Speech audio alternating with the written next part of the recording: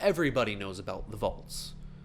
Built by Vault Tech, they were advertised as the savior of the human race, but in reality, most of them were vicious social experiments designed to mentally and physically torment those stuck inside in the name of science. However, as horrid as many of these vaults were, their horrors had nothing on those of the Pulowski preservation shelters.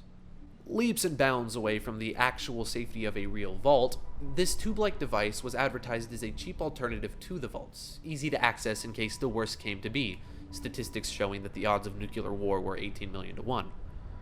Coin-operated one-man fallout shelters, the Pulowski Preservation Shelter stood on many street corners across America.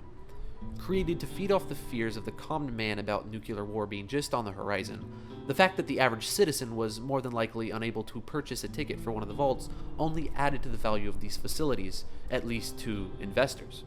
Unfortunately for the people that were actually forced to utilize these things on that fateful October afternoon that the bombs fell, the shelters were woefully underdeveloped, doing nothing more than protecting the user from radiation, if even that. Outside of a biological waste disposal system, the shelter offered absolutely no assistance to whoever stepped inside, not even a Geiger counter to see if there was still radiation present.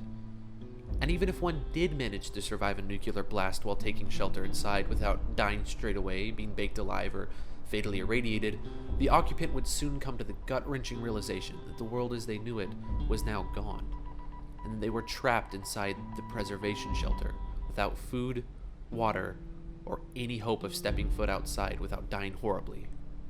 For thousands, these coin-operated fallout shelters became steel coffins, as their residents slowly succumbed to starvation, dehydration, madness, and, more often than not, suicide.